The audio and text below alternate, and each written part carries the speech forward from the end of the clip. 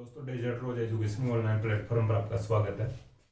देखिए अपन राजस्थान का एकीकरण पढ़ रहे थे। पिछली क्लासेज में अब तक 6 चरण कंप्लीट कर चुके हैं। आज बात करेंगे राजस्थान के एकीकरण का 7वां चरण और अंतिम चरण। ठीक, आज अपनी लास्ट क्लास रहेगी राजस्थान के एकीकरण की। अगर 6वें चरण की बात करें, रिविजन करें अपन, देखिए 6वें चरण में अपन बात किए थे, जो मुख्य मुख्य बातें थी वो मैं रिविजन करवा देता हूँ कि जो आबू और देलवाड़ा से जो 89 गाँव थे सिरोही के, वो वर्तमान जो गुजरात में शामिल कर दिए गए थे, या उस समय जो गुजरात में शामिल कर दिए गए थे। जो ये अनुचित विलय था, यानी जो शेष सिरोही वाला जो क्षेत्र था राजस्थान में विलय कर दिया गया था, उसमें गोकुलभाई भट्ट का गांव जो हातलवी था, इस अनुचित विलय पर सरदार वल्लभ भाई पटेल का कहना था कि राजस्थान वालों को गोकुलभाई भट्ट चाहिए था, वो हमने दे दिया राजस्थान को। देखिए ये जो प्रक्रिया होती है ये 26 जनवरी 1950 को होती है। ठीक है, 26 जनवरी 1950 को प्रक्रिया होती है 6वां चरण की।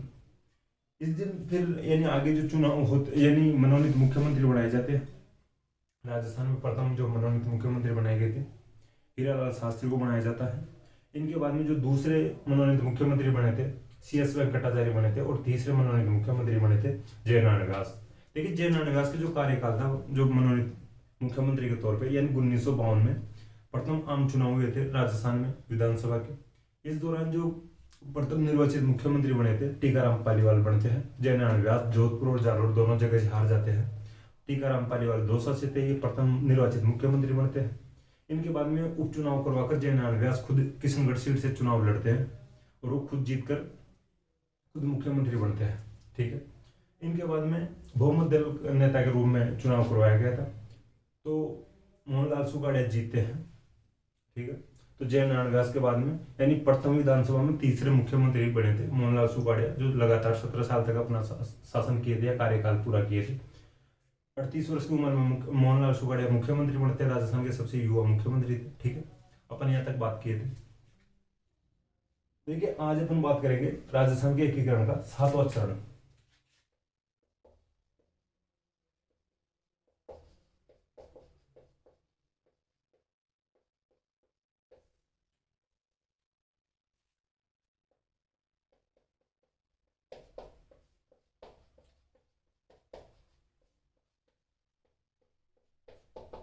देखिए मोहनलाल सुगाड़िया के बाद में जो बरकतुल्ला खान मुख्यमंत्री बने थे, थोड़ा ध्यान रख लेना। ठीक है, मोहनलाल सुगाड़िया के बाद में बरकतुल्ला खान मुख्यमंत्री बने थे, अल्पसंख्यक समुदाय से मुख्यमंत्री बने थे। अब बात करते हैं 7वें चरण की। देखिए जो 7वां चरण था, इस दौरान जो इससे पहले सरदार वल्लभ भाई पटेल का निधन हो चुका था। ठीक है, देखिए 15 दिसंबर हाल ही में गया है, तो 15 दिसंबर को यानी सरदार वल्लभ भाई पटेल जी की पुण्यतिथि गई है। 15 दिसंबर 1950 को निधन हो चुका था सरदार वल्लभ भाई पटेल का, 15 दिसंबर 1950 को। देखिए इनके निधन के बाद में थोड़ी व्यवस्था गड़बड़ा गई, ये थोड़ा कंट्रोल कर रखे थे, थोड़े शार्प माइंडेड कैंडिडेट थे सरदार वल्लभ भाई पटेल। देखिए जब व्यवस्था गड़बड़ाती है तो अब जो भारत में जो और राज्य थे उन सभी में भाषा के आधार पर जो राज्यों के गठन की मांग उठने लग गई थी कि हमारे जो राज्य हैं इनमें भाषा के आधार पर राज्यों का गठन किया जाए। देखिए जैसे तेलुगु और तमिल क्षेत्र था, जो आंध्र प्रदेश वाला जो क्षेत्र था, ये तो तेलुगु भाषी था, और तमिल लोग और तेलुगु लोगों में विवाद उत्पन्न हो रहा था। तो इनके विवाद को लेकर भाई अब अलग अलग राज्य बनाए जाए, इनकी मांग ये थी। भाई तेलुगु वालों की तो अलग राज्य मांग थी, राज्य की मांग थी भाई आंध्र प्रदेश बनाया जाए, और तमिल वालों के लिए अलग से राज्य बनाया जाए। देखिए जब पोट्टीश्री रामालू, आपने नाम सुना होगा पॉलिटिकल में, पोट्टीश्री रामालू, उन्होंने आंध्र प्रदेश को जो भाषा के आधार पर राज्य बनाए जाने की मांग को लेकर 56 दिन की भूख हड़ताल की थी, और वे शहीद हो जाते हैं पोट्टीश्री रामालू। ठीक है, देखिए अब जब भूख हड़ताल के दौरान शहीद हो जाते हैं, थोड़ा विवाद ज्यादा हुआ, तो फिर आंध्र प्रदेश को भाई भाषा के आधार पर राज्य बनाया गया था। ठीक है, भाषा के आधार पर जो प्रथम राज्य बना था आंध्र प्रदेश बना था। देखिए और भी जो राज्य थे उनमें भी विवाद हो रहे थे, जैसे हरियाणा और पंजाब में विवाद हो रहा था, पंजाब और हिमाचल प्रदेश में विवाद हो रहा था नदियों को और पहाड़ी क्षेत्र को लेके। ठीक है, पंजाब और हिमाचल प्रदेश में। देखिए गुजरात और महाराष्ट्र में भी फिर विवाद होने लग गया था। पहले अपन बात कर रहे थे गुजरात और महाराष्ट्र दोनों बॉम्बे प्रांत में आते थे, लेकिन मराठी लोग वे अपने हमारा महाराष्ट्र अलग बनाया जाए और गुजराती लोग हमारा गुजरात अलग बनाया जाए, ठीक है। देखिए तो इस प्रकार जो सभी राज्यों में लगभग जो नागालैंड और असम वाले क्षेत्र में भी नागा जो लोग थे वो भी अलग राज्य की मांग करने लग गए थे। तो इस प्रकार से सभी जो भारत के जो सारा जो एरिया था, ये सारा क्षेत्र था, ऐसा पूरा क्षेत्र था, उसमें भाषा के आधार पर जो राज्यों की मांग को लेकर विवाद हो रहे थे। तो आंध्र प्रदेश को बना देते हैं भाषा के आधार पर प्रथम राज्य गठन कर दिया जाए।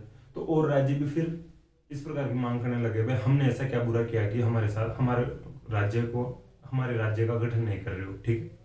तो एक राज्य पुनर्गठन आयोग बनाया गया था, ठीक है, राज्य पुनर्गठन आयोग।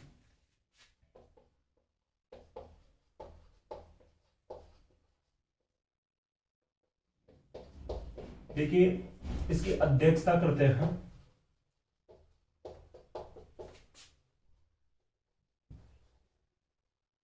फजल अली।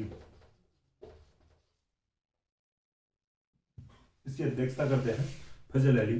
देखिए आप पॉलिटिकल का जो ये मैटर है ये मैं थोड़ा समझा रहा हूं आपको, कोशिश करना समझने की, सही तरीके से समझ आएगा। फजल अली की अध्यक्षता में राज्य पुनर्गठन आयोग बनाया जाता है। देखिए एक दो सदस्य और थे इसमें, के एम पणिक्कर और हृदयनाथ कुंजरू।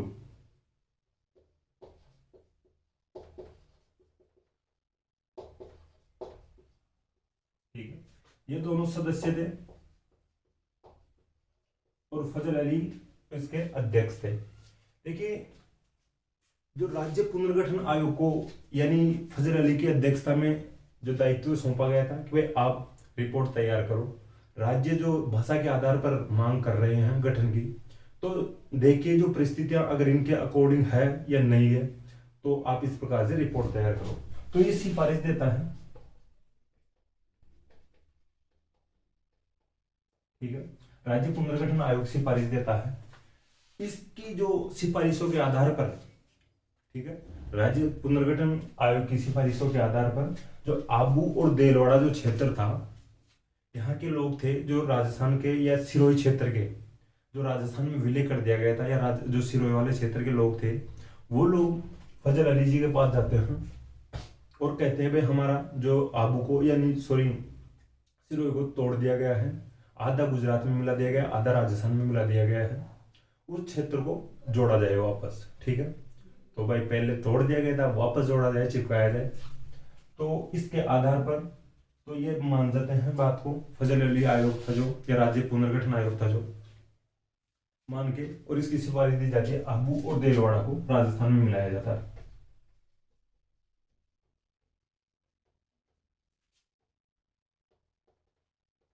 ठीक है, आबू देलवाड़ा राजस्थान में मिलाया जाता है राज्य पुनर्गठन आयोग की सिफारिश पर। देखिए जो ये समिति बनाई गई थी जो आबू और देलवाड़ा को मिलाने के लिए, यानी राज्य पुनर्गठन आयोग के पास जाने के लिए, तो वो जो समिति बनाई गई थी, एक जैन मुनि थे, ठीक है, मुनि जिनविजय सूरी। देखिए मुनि जिनविजय सूरी, थोड़ा नाम ध्यान रखना लेना।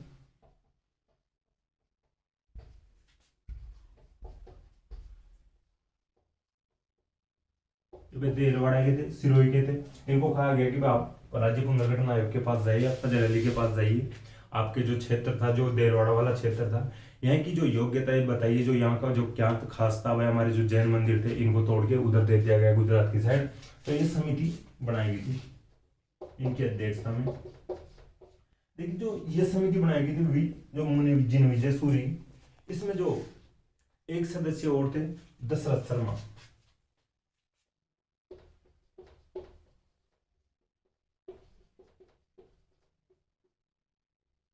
ठीक है, दशरथ शर्मा भी इसके सदस्य थे। मुनि जिनविजय के साथ दशरथ शर्मा भी गए थे। देखिए दशरथ शर्मा की एक पुस्तक है the early Chauhan dynasty, the early Chauhan dynasty, ये थोड़ा ध्यान रखना, दशरथ शर्मा की पुस्तक, दशरथ शर्मा इतिहासकार थे। देखिए अब आगे बात करते हैं अपन, भाई सरदार वल्लभ भाई पटेल जी का निधन पहले हो चुका था। इनके साथ आपको पता हो तो अपन शुरू से बात कर रहे हैं, वीपी मेनन भी थे। देखिए वीपी मेनन कहते हैं वही जो अजमेर मेरवाड़ा वाला जो क्षेत्र है, इस क्षेत्र में चोरी डकैती, यानी राजस्थान के और जो क्षेत्र है, अजमेर मेरवाड़ा के अलावा जो क्षेत्र है राजस्थान का, उस क्षेत्र में चोरी डकैती हो रही है। और चोर डकैत जो चोरी करके और अजमेर क्षेत्र में चले जाते हैं, यानी भाग के अजमेर में चले जाते हैं। वहां पर उस समय में देखिए, पहले से अपन बात करते आ रहे, अजमेर मेरवाड़ा एक अलग ही केंद्र शासित प्रदेश था, वहां पर राजाओं का अधिकार भी नहीं था शुरू में। आज भी ऐसे होता है भाई, जो कोई भी फ्रॉड करके अगर वो विदेश भाग जाता है, विदेश में भाग जाता है, तो एक प्रत्यर्पण की संधि होती है। तो वो संधि अगर उन देशों के साथ अगर भारत की नहीं हो रखी होती है, तो वो जो फ्रॉड करके भागा हुआ है जो बंदा, उसको गिरफ्तार नहीं, यानी भारत जाकर उस देश में गिरफ्तार नहीं कर सकता है, या उस देश वाले गिरफ्तार करके भारत को वापस नहीं सौंप सकते हैं। ठीक है, जो प्रक्रिया होगी उसी के अकॉर्डिंग सौंपेंगे, जैसे विजय माल्या है, तो इस प्रकार से है भाई। तो एग्जाम्पल दे रहा हूँ भाई, ये थोड़ा ध्यान रखना। तो चोर डकैत अजमेर भाग जाते थे चोरी करके या डकैती करके, तो वीपी मेनन कहते हैं भाई, अजमेर जो मेरवाड़ा क्षेत्र है इसका भी राजस्थान में विलय कर दिया जाना चाहिए। तो देखिए, अजमेर मेरवाड़ा वीपी मेनन कहते हैं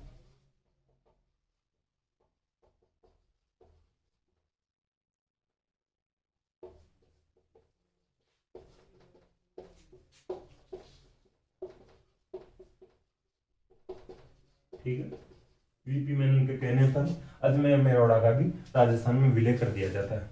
देखिए, अब थोड़ा और आगे बात करें, जो राजस्थान के क्षेत्र मध्य प्रदेश को दिया गया था और मध्य प्रदेश का क्षेत्र जो राजस्थान में मिलाया गया था। देखिए, सुनील टप्पा एक जगह आपने पढ़ी होगी, सुनील टप्पा जो मध्य प्रदेश का था। ठीक है,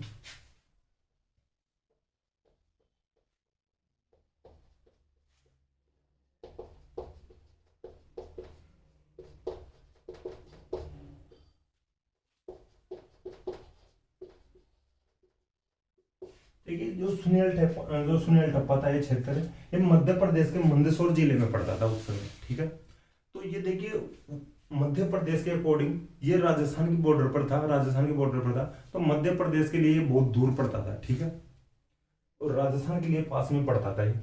तो ये सुनील टप्पा को राजस्थान को दे दिया गया था, भाई आप रख लो, और आप इसके बदले में कुछ जो आप जो हमारे पास में पड़ रहा है जो राजस्थान का क्षेत्र, उसको हमें दे दो। तो राजस्थान का एक ऐसा क्षेत्र था सिरोंज। देखिए, सिरोंज उस समय टोंक रियासत का भाग हुआ करता था। ठीक है, लेकिन जब राजस्थान में आगे धीरे धीरे जो जिले बने थे, तो कोटा जिला में आने लग गया था जो सिरोंज क्षेत्र था जो। तो सिरोंज मध्य प्रदेश के बिल्कुल नजदीक पड़ता था। ठीक है, मध्य प्रदेश की सीमा पर पड़ता था, तो सिरोंज मध्य प्रदेश को दे दिया गया था। ठीक है, सिरोंज राजस्थान का क्षेत्र था भाई, ये थोड़ा ध्यान रख लेना। सुनील टप्पा मध्य प्रदेश का क्षेत्र था, ये राजस्थान में मिलाया गया था। और जो सिरोंज था, देखिए, सुनील टप्पा मध्य प्रदेश का क्षेत्र था, वो राजस्थान में मिलाया गया था। सिरोंज जो राजस्थान का क्षेत्र था, वो मध्य प्रदेश को दे दिया गया था। ठीक है, ये थोड़ा ध्यान रखना। देखिए, अब यहां तक अपन बात कर लिए हैं। एक भाई फैक्ट थोड़ा ध्यान रख लेना भाई, इस समय जो सिरोही के राजा थे अभय सिंह थे, ये थोड़ा ध्यान रख लेना। स्पेशली अपन जैसे जैसे बात करते हैं उसके अकॉर्डिंग मैं बता दिया था आपको भाई, उस रियासत के उस समय राजा कौन थे। ठीक है, तो इस जो ये सातवां चरण चल रहा था, सातवां चरण की प्रक्रिया चल रही थी, इस समय सिरोही के राजा थे अभय सिंह। ठीक है,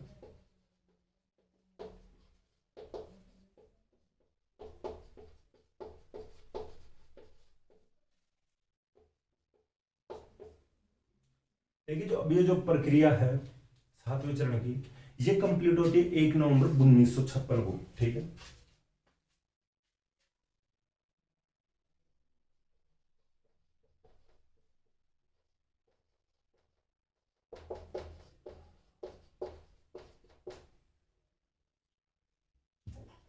सातवें चरण का जो विलय या एकीकरण की जो प्रक्रिया थी, ये 1 नवंबर 1956 को पूरी होती है।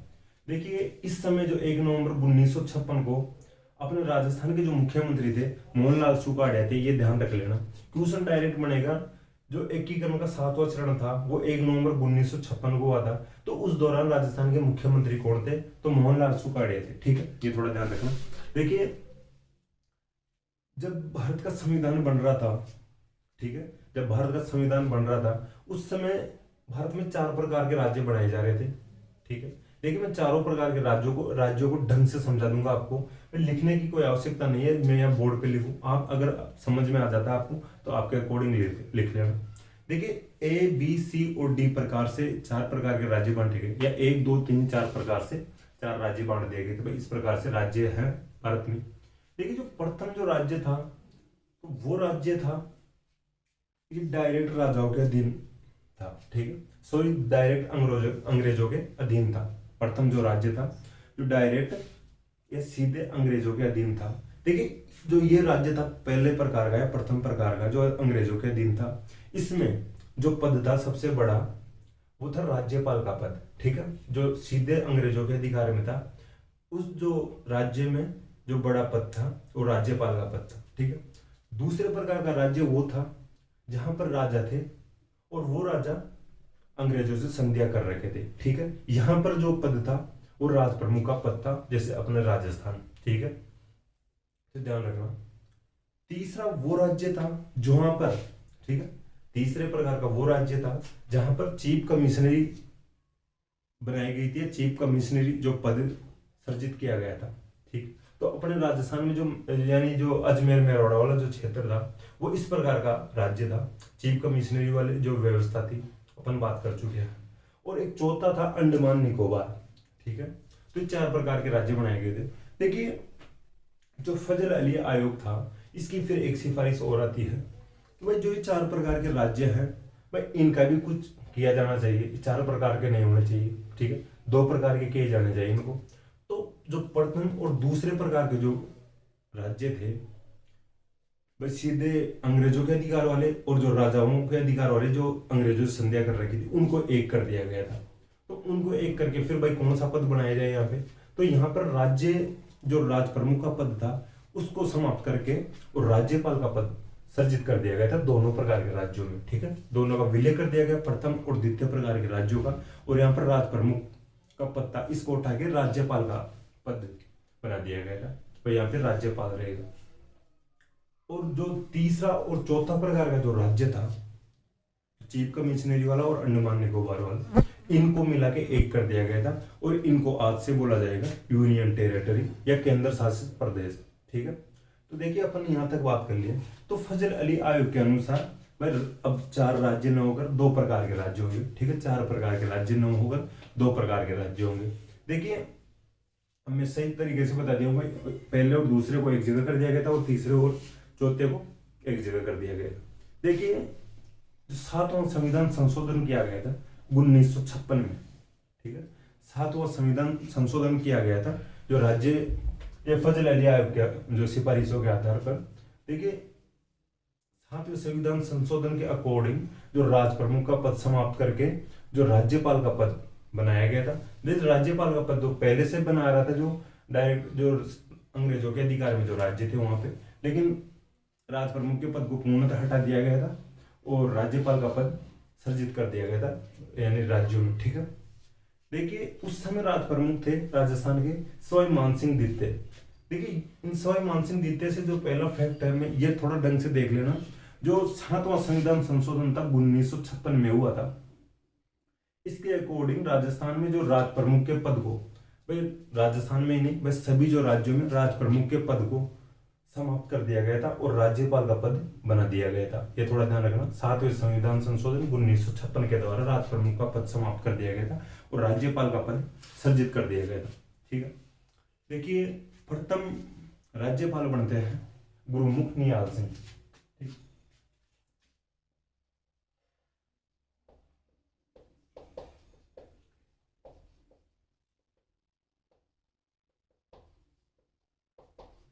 देखिए जो गुरुमुख निहाल सिंह प्रथम राज्यपाल बनते हैं, इससे पहले या इनसे पहले राज प्रमुख का पद था, राज प्रमुख राजस्थान के थे सवाई मानसिंह द्वितीय जयपुर वाले, ठीक है। सवाई मानसिंह द्वितीय के पास जो मैसेज आता है कि भाई आप अपने पद से हट चुके हो या राज प्रमुख का पद समाप्त कर चुके हो, इनसे पहले वादे कर रखे थे कि आप आजीवन राज प्रमुख रहोगे और इनको प्रीवी पर्स दिया जाता था। हालांकि आगे पढ़ेंगे अपन प्रीवी पर्स को भी समाप्त कर दिया गया था, इनके जो राजाओं का जो प्रीवी पर्स दिया जाता था उसको भी समाप्त कर दिया गया था। तो जो स्वयं मानसिंह दित्ते नेहरू जी के पास मैसेज करते, भाई ये क्या बात हुई, हम आजीवन राज प्रमुख के लिए बोला गया था हमें और हमें हटा दिया जा रहा है। देखिए स्वयं मानसिंह दित्ते को भाई सही तरीके से जवाब देते हैं नेहरू जी कि मानसिंह जी, भाई संविधान एक ऐसी व्यवस्था है कि ये कभी भी चेंज हो सकती है या चेंज की जा सकती है, इसमें बदलाव लाया जा सकता है। संविधान एक पत्थर नहीं हो सकता, संविधान एक भाटा नहीं हो सकता, संविधान एक प्रकार से भाई मूर्ति नहीं हो सकता कि इसमें कभी भी बदलाव नहीं किए जा सकते।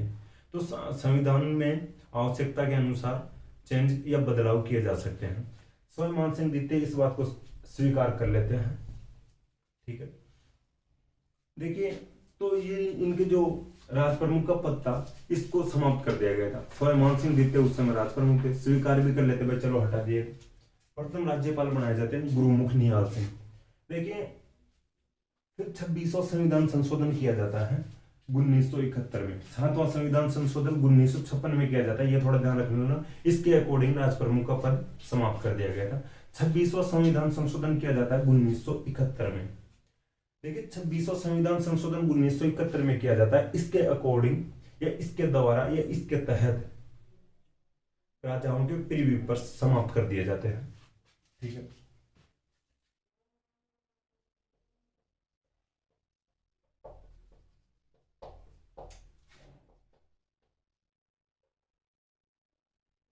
थोड़ा ध्यान रखना। संविधान संशोधन है 26वां संविधान संशोधन 1971 प्रीव्यू पर समाप्त। ठीक है, ये थोड़ा ध्यान रखना। देखिए इस समय सरकार थी केंद्र में इंदिरा गांधी जी की सरकार थी। इंदिरा गांधी सरकार ने राजाओं के प्रीव्यू पर्स की समाप्ति की घोषणा कर दी, भाई ये आज से प्रीव्यू पर्स नहीं दिए जाएंगे। फिर राजाओं में थोड़ा रोष उभरा या गुस्सा आया उनको, भाई एक किस प्रकार की व्यवस्था कर रखे हो या हमारे खिलाफ, भाई ये क्या कर रहे हो, पहले राज प्रमुख का पद समाप्त कर दिए हो, अब प्रीव्यू पर्स समाप्त कर दियो, हमारी रोजी रोटी किससे चलेगी, हम क्या कैसे क्या कमाएंगे खाएंगे, हमारी व्यवस्था को आप धीरे धीरे बिल्कुल हटा रहे हो। ठीक है, लेकिन हटा दिए तो हटा दिए भाई, अब कुछ नहीं कर सकते, सरकार के खिलाफ ज्यादा बड़ा कदम नहीं उठा सकते।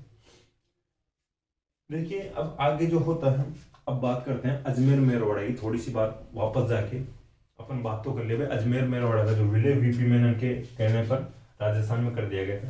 देखिए अजमेर जो मेरवाड़ा था जो केंद्र शासित प्रदेश था, ठीक है, जो अजमेर मेरवाड़ा केंद्र शासित प्रदेश था, तो यहाँ पर 30 सदस्यों की एक धारासभा थी। ठीक है, थोड़ा ध्यान रखना, यहाँ पे लिख देता हूँ।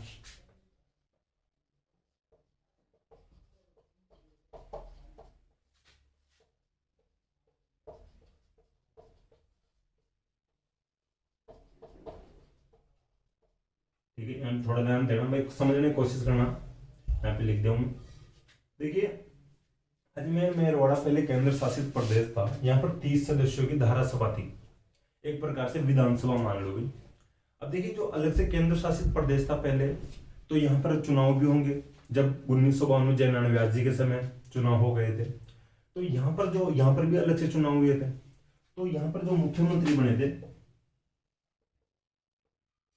हरिबाबू उपाध्याय बने थे।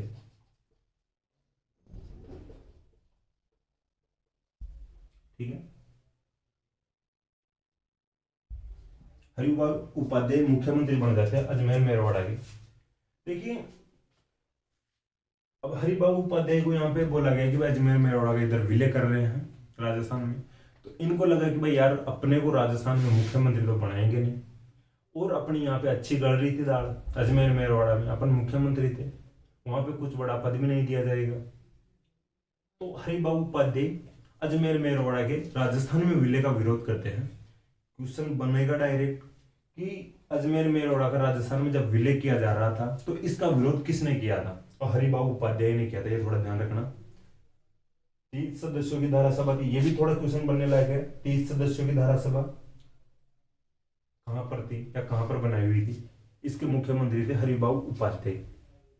ठीक है, इनको लग रहा था भाई अपनी दाल राजस्थान में नहीं गड़ेगी, या पूरे जो मुख्यमंत्री तो अपने को नहीं बनाने वाले, ये कोशिश भी करते हैं भाई मुझे मुख्यमंत्री बनाओ, भाई मैं मुख्यमंत्री था, भाई ये जो अजमेर वाला जो क्षेत्र था शुरू से ही केंद्र बना हुआ है, यानी जो राजस्थान का हृदय कहलाता है, यहाँ पर जो चौहानों की भी राजधानी रही हुई है, मराठों के अधिकार में भी रहा अजमेर। तो मुझे बड़ा पद दिया जाना चाहिए, मुख्यमंत्री बनाया जाना चाहिए। हालांकि नहीं बनाया जाता इनको मुख्यमंत्री, इनको बोला जाता है भाई मुख्यमंत्री तो भाई जो पहले से बने आ रहे हैं इसी प्रकार से बनाए जाएंगे भाई। ठीक है, तो अपन बात कर चुके हैं आगे। देखिए अब बात आगे करते हैं कि ये कोशिश करते हैं भाई मुख्यमंत्री मुझे तो नहीं बना रहे हो, लेकिन अजमेर को राजधानी बनाई जानी चाहिए। तो फिर इनके लिए जैसे अजमेर और जयपुर में राजधानी को लेकर विवाद हुआ था कि राजधानी अजमेर को बनाई जानी चाहिए। देखिए ये जब राजधानी की मांग करते हैं अजमेर वाले जो हरिभाऊ उपाध्याय, तो और जो डिस्ट्रिक्ट थे जो और जो बड़ी रियासतें थी उनके लोग बोलते हैं भाई हम ऐसा क्या कर दिए थे कि जो आप तो राजधानी बढ़ाने की मांग कर रहे हो, लेकिन जैसे मेवाड़ था, मारवाड़ था, कोटा था, ठीक है, तो ये बड़ी रियासतें थी भाई, ये भी फिर मांग करती और ये कर ही रही थी भाई आप अजमेर की जब राजधानी की मांग कर रहे हो राजधानी बनाने के लिए तो हमारी रियासत को बना सकते हो राजधानी। तो फिर एक देखिए कमेटी बनाई जाती है, वापस समिति बनाई जाती है, एक सत्यनारायण राव समिति बनाई जाती है अजमेर और जयपुर को राजधानी को लेकर जो विवाद हुआ था उसकी जो समस्या का हल करने के लिए सत्यनारायण राव समिति।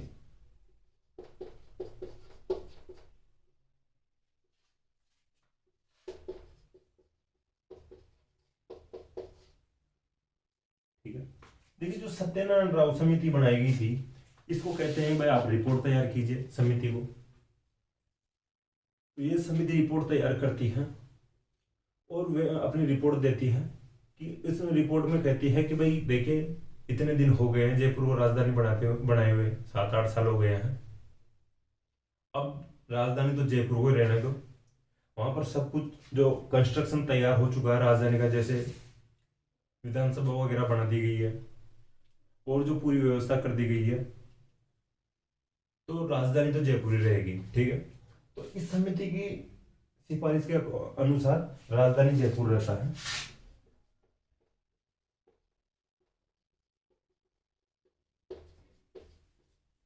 अब देखिए जयपुर को अजमेर को एक डिपार्टमेंट दिया जाता है राजस्व विभाग, इस समिति की सिफारिश के आधार पर।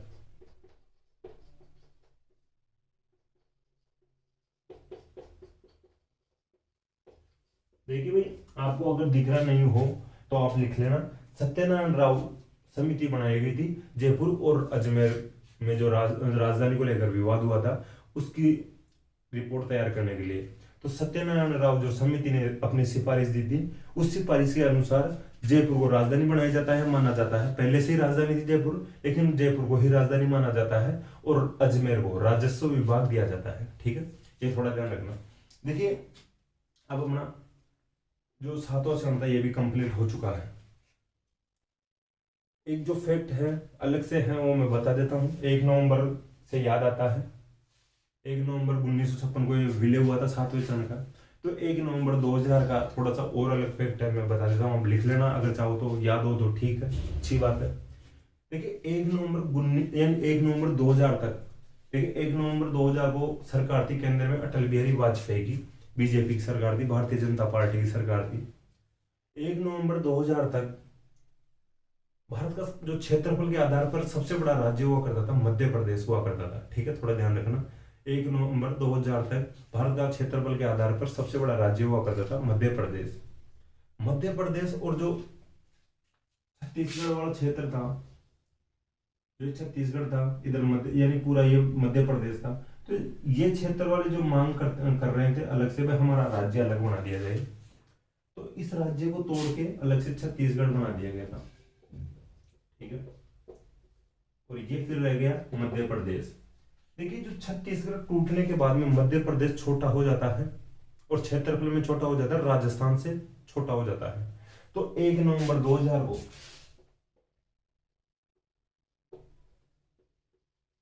ठीक है, 1 नवंबर 2000 को मध्य प्रदेश से छत्तीसगढ़ टूटने के बाद, मध्य प्रदेश से छत्तीसगढ़ अलग होने के बाद राजस्थान भारत का क्षेत्रफल के आधार पर सबसे बड़ा राज्य बन जाता है। ये थोड़ा ध्यान रख लेना भाई।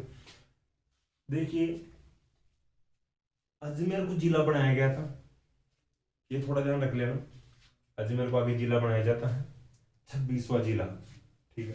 27वां हालांकि धौलपुर बनता है। आप आगे जो 33 जिलों तक जैसे जैसे जिले बनते हैं उनके अकॉर्डिंग आप देख सकते हो।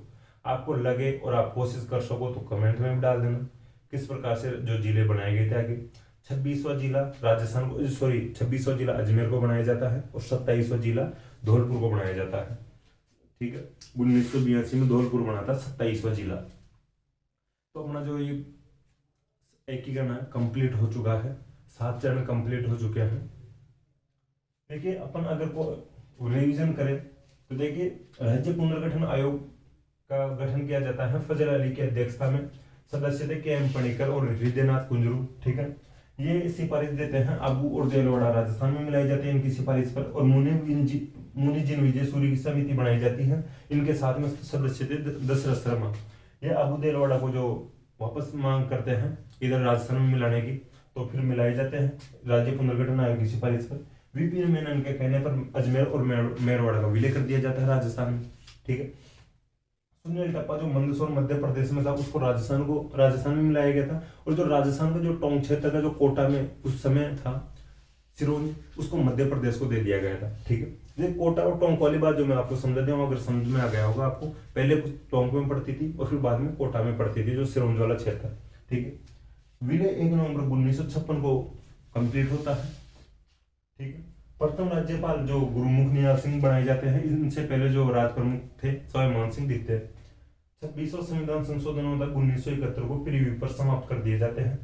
अजमेर मेरवाड़ा में 30 सदस्यों की धारासभा थी और यहाँ पर मुख्यमंत्री थे हरिभाऊ उपाध्याय, ठीक है। अजमेर और जयपुर में जो राजधानी को लेकर विवाद होता है, उस विवाद को सुलझाने के लिए जो सत्यनारायण राव समिति का गठन किया जाता है, और सत्यनारायण राव समिति थी ये सिफारिश देती है कि भाई जयपुर ही पहले से राजधानी है, इसको यथास्थिति रखा जाना चाहिए और अजमेर को राजस्व विभाग दे दिया जाना चाहिए, ठीक है।